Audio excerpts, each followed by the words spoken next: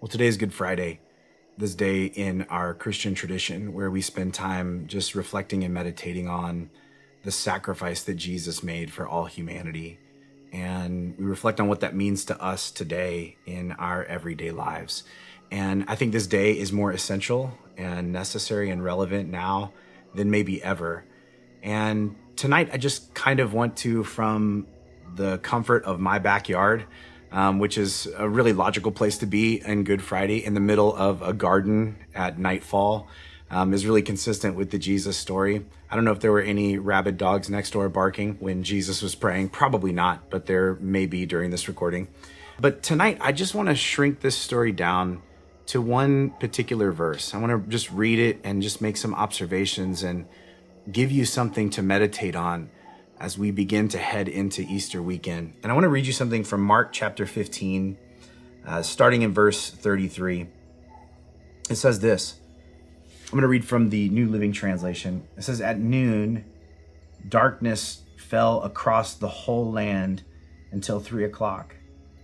And then at 3 o'clock, Jesus called out with a loud voice, 'Eloi, Eloi, lama sabachthani.'" And I'm positive I am butchering the pronunciation on that. But it means this: my God, why have you abandoned me?" Whew. There's something extraordinarily heavy about those words. God, why have you abandoned me? God, like, where are you? Where were you when all this was going down, when all this was happening, when my entire world was falling apart? God, where were you?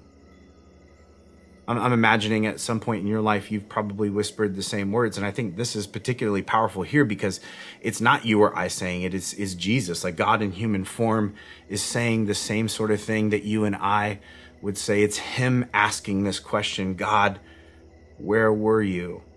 And yet even saying that Jesus is asking is pretty generous, right? It makes it sound more dignified than it really is. He's not really asking it as much as he's crying it. He's crying it in a loud voice. He's crying in agony.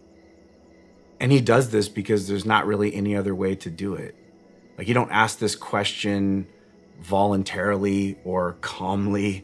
It sort of explodes out of you. It escapes your lungs in this moment of anger and anxiety and exhaustion. But you already know that because you've cried it too, just like Jesus. Darkness comes for everyone, often when we least expect it, when we're not ready. Oftentimes it hits us in an area that we have no idea how to defend. Darkness sucker punches people. On the day that Jesus died, darkness fell at noon. In other words, like, no one saw it coming. It felt like it came out of nowhere and then refused to leave. And people felt trapped within it. Does this sound familiar to you at all? I think a lot of us feel this way right now.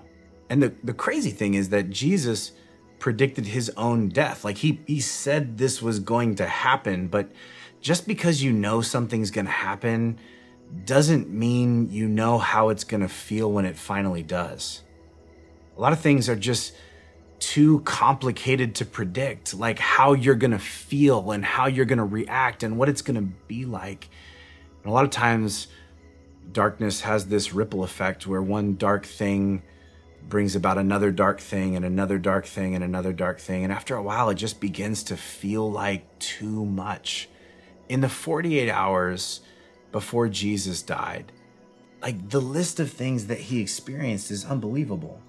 Betrayal, abandonment, loneliness, a partial nervous breakdown, a false arrest, slander, verbal and physical abuse. I mean, it's difficult to even imagine how you would stand up underneath the weight of all that.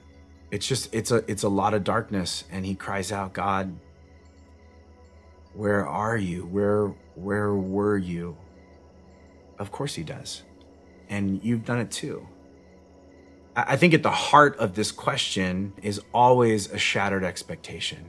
And what I mean by that is somewhere in the midst of all that is this idea, this wondering of just like, I thought it was going to be different. I thought I was going to be different. I thought all this was going to be over by now. I thought that there is no way that I would be one of the first people laid off. I thought I would feel happier to still have a job, but like, I don't know how to work from home and juggle all this stuff. Like I thought we had more in savings. I thought my wife and I were more on the same page than I guess it turns out we are when something like this hits, but who can predict? Like I thought all this extra family time would make us all feel like closer together, like one big, happy, amazing, connected family, but like we're about to kill each other. I thought it was going to be something else. I thought it was going to be something different. At the core of all this is the same sentiment. I mean, all of our situations are different, but we're really all saying the same thing. Like, this is not how it was supposed to be. It wasn't supposed to go down like this. Like, this is not what my life is supposed to look like. This wasn't supposed to happen. Like, not now, not to me, not this way. You want to know the truth? Everybody flinches in the face of death, like even Jesus. And everything eventually dies. Like, death is everywhere. And yeah, I'm talking about people, but even more than that, I'm talking about everything. Friendships, ideologies, traditions, belief systems, relational dynamics, deeply held dreams, the way that you wish things could just stay and be forever, which we know is true, but we really don't know how to deal with. None of us really do. We just want things to be the way we thought they were going to be. And because of that, the most devastating death is that of a deeply held expectation. In fact, that's what depression is. Like, depression is the inability to let an expectation die. And that's what Good Friday is about. Dealing with the death of expectations. This is something that's so interesting to me. Like, nobody got what they expected on Good Friday. Not Jesus, not the disciples, not the guards, not the Roman soldiers, not the political authorities, not the crowds of onlookers. In fact, all of these people were forced to face a future they were not expecting. Everyone had to reach this moment in which they had to surrender to the reality that they weren't entirely in control, not in the way they wanted to be. And that's what the cross is about. The cross is about surrender. It's this symbol that screams to all of us, things are not gonna be the way you thought they were gonna be. And that idea was punctuated with the ultimate unexpected turn. God abandons himself. God abandons his son. God displays weakness. God dies. I mean, talk about dark. That's about as dark as it could possibly get. And this is the part of Good Friday that I think we all have a hard time with. Because after all that happened, they peeled his lifeless body down off the cross. And then you know what happened? Nothing. Another day went by. And then you know what happened? Nothing. Another day went by. 3 days. That's a lot of sitting in the dark. A lot more than a lot of us are comfortable with. God allowed people to sit in the death of their expectations for 3 whole hopeless days. And that would have seemed like forever. Like what was over. And they were going to have to face that. And we hate that. The disciples hated that. I hate that. I think we all do. Isn't that the difficulty of the moment that you're in right now? Is that you have been forced to face something that you did not see coming, that this is not the way it was supposed to be. And it's so hard to sit in the dark and face that death. Like, I don't know if you're this way, but like if I were the one writing this story, it would have been the crucifixion on Friday at noon, and then at 12:30, resurrection. I mean, like half hour. I mean, that's as much, right, as people need to sit in the dark. That's as much as people need to experience hopelessness. That's as much as people need to suffer from like things not going the way they wanted it to go. Because like, I mean, we don't want people to experience that, like that in between tension of having to let go of the life that they had pre-planned for themselves. That's not the story that God writes. And the truth of the matter is, making peace with death always takes longer and ends up being way more painful than we want it to be. And some of us on this Good Friday, even more than others, are in the midst of some real mourning. Mourning the life that we thought we were going to live. Mourning the job we thought we were going to have. Mourning like the budget we thought we got a chance to balance, like mourning the freedom that like we didn't even realize how much we loved until it was gone. And in our can-do, positivity, obsessed, turn the page, skip to Sunday kind of a culture, we hate Good Friday. But here's the truth. As much as you may not like it, you need the darkness. Because it's our experience of darkness that reminds us to make use of the light. So as weird as it may sound, I want to encourage you to do what Good Friday is designed to help you do. Sit in the dark. I want to encourage you to do something that may, for some of you, not really come naturally to you. Don't numb out. Don't hide your pain. Don't pretend your hurt isn't real. Don't mask your disappointment. Don't live in denial of how you really feel. Instead, enter into it. Because the truth is, you have to fully mourn what can no longer be in order to find fulfillment in what actually is. And that's what God wants for you. So many of us spend so much time and energy resisting the death of things that must die in order for us to resurrect to something new. Like resurrection only happens after death. We have to go through it in order to come out the other side of it. And that's what I want to encourage you to do between now and Easter, to honor the tradition that we find ourselves in. So whatever it is for you, whatever drudgery and disappointment and discouragement and depression, sit in it. Be here now in the dark. Enter all the way into it. And know that when you do, you are not alone in that moment. God is with you. And in fact, I think it's in the moments of the greatest darkness that we, if we still our soul long enough, experience the closeness of the Spirit of God. God was never afraid of the dark, and you don't have to be either. And in fact, the darkness doesn't get to win. The darkness doesn't last forever. Sunday is coming, but don't rush it. Leverage this moment for what it was meant to be.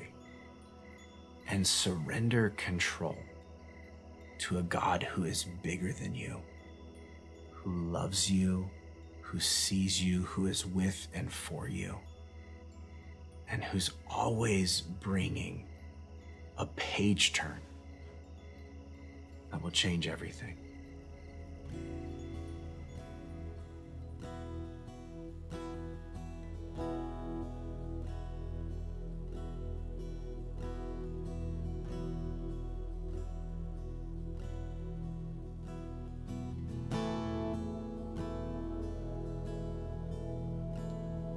Here down on my knees again, surrendering all, surrendering all. Find me here, Lord, as you draw me near. I'm desperate for you. I'm desperate for you. I surrender.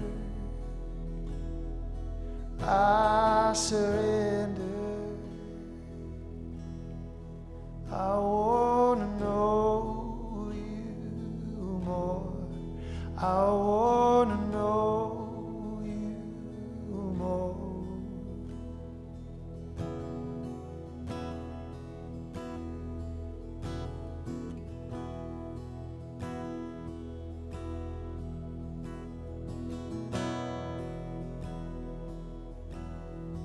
Oh, I wanna know you.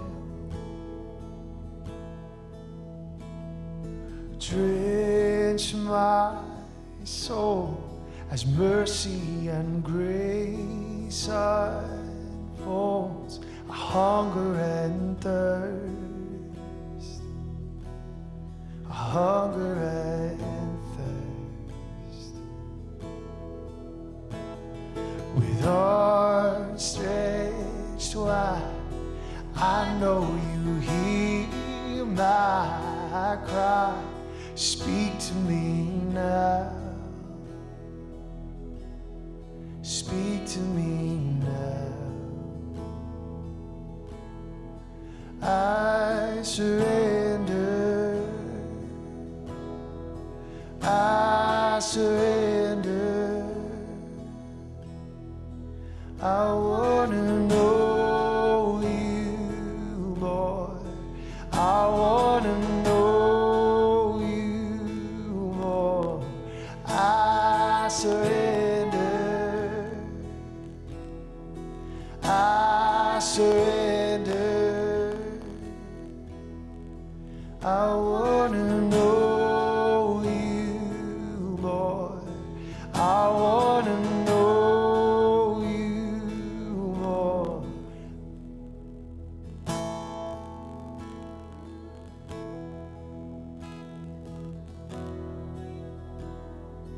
Oh, I wanna know you, Lord.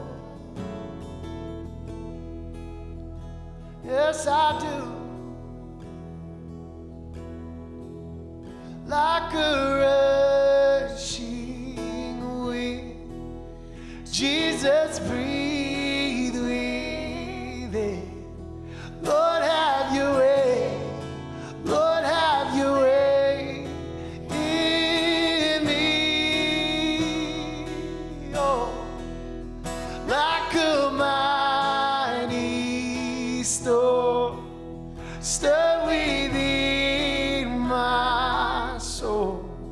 Lord, have your way.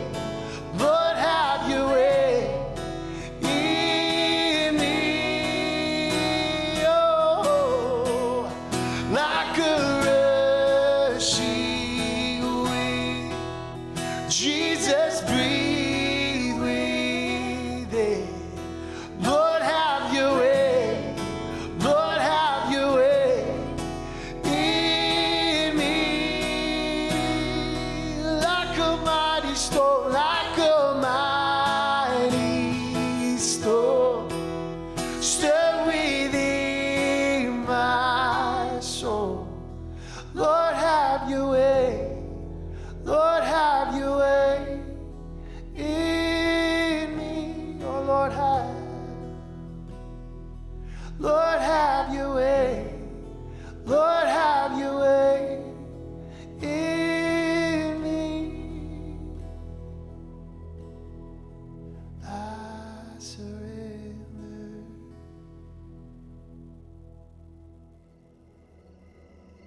Well, I want to conclude our time together this evening by taking communion. And so I want to just give you a moment to gather whatever supplies that you need for that. Again, it doesn't have to be like this giant overflowing ream of grapes and a fresh baked loaf of bread. It could be anything you have on hand. Part of a pancake from this morning, okay? A little bit of apple juice, whatever you happen to have with you. It's less about these specific symbols. It's more about you entering into this moment with all sincerity and connecting to God in a moment of surrender. This tradition, this thing that we've been doing for years and years and years in the Christian faith, really dates back to this moment where Jesus is sitting at this table at the Last Supper, and he is celebrating a meal with his disciples called the Passover. And the idea of it was that at one point in their history, a long time ago, where these people were enslaved to the Egyptians, and they cried out to God, and it seemed like it was never going to end. And there was this moment in which God intervened and he rescued them. And a part of the tradition of these Jewish people is that they would have this specific meal, and they would tell the story of this event that happened to remind themselves of who God was and who they were. And they would retell the story, and they would sing songs, and they would believe that no matter what they were going through, that God was good and he was going to see them through to the very end. And Jesus, in this moment, he takes these symbols and he reinterprets them. And in our tradition, we eat the bread and we drink the juice, and we acknowledge that Jesus has already paid the price for our sin, for our shame. That Jesus has already overcome the darkness, whatever it is we're facing or experiencing. And that when we connect our soul to him on a deep level, that he takes us from where we are and moves us through what we're experiencing to the other side, to something new. And that's what these symbols represent. And so I want to encourage you, whatever you have on hand, to take the bread as Jesus did with his disciples on that night of the Last Supper.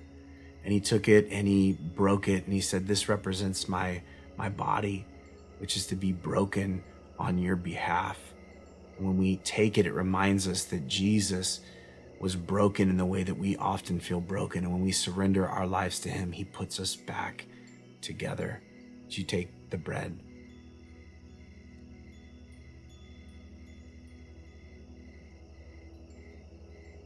As Jesus is sitting at the table with his close friends, disciples, his students, he then takes the wine, the juice, and he says, "This represents my blood, which is going to be poured out for you." This covering over your lives that insulates you from the things that you feel like are going to destroy you. And when we take this, it reminds us that ultimately, when we surrender to God, he leads us to freedom and healing. Would you drink the juice with me?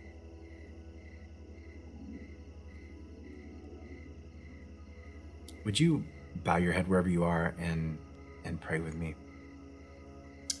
God, we are incredibly grateful for your son, Jesus. We're incredibly grateful for the price that he paid to show us the way to God, to repair our broken humanity. And God, in this moment, as we all find ourselves in many different ways, shapes, and forms in a moment, a season of darkness, of separation from so many of the people and things that we love, God, I pray we would have a sense that you are with us. God, that we would be reminded that the kind of reconnection that we need with ourselves, with our true being, God, with our own identity, comes from surrendering control of our lives to you. And God, I pray that wherever we find ourselves today, that we would sit in the darkness of all of our broken expectations, of our disappointment, of our shattered dreams, of the reality that life is not going to be exactly as we hoped it would. But at the same time, God, may you give us this spark of hope to know that even though we are here right now, and then we don't need to live in denial of the here and now, God, you are leading us to help and hope. That everything that we need, God, you can provide for us. God, that you can be trusted. And God, we are excited that Sunday is on its way. In Jesus' name we pray. Amen. Thank you so much for joining us here today. And I hope to see you right back here at my house during the daytime, of course, on Easter Sunday, this Sunday, 10 a.m. on Vimeo, YouTube, and Facebook. We have an incredible service for you. And don't just tune in by yourself. Round up everybody who lives in your house, text, email, social media, blast everyone you know. I believe that the experience we're going to have together is going to be absolutely life-changing. I love you, thinking about you, praying for you. We'll see you Sunday.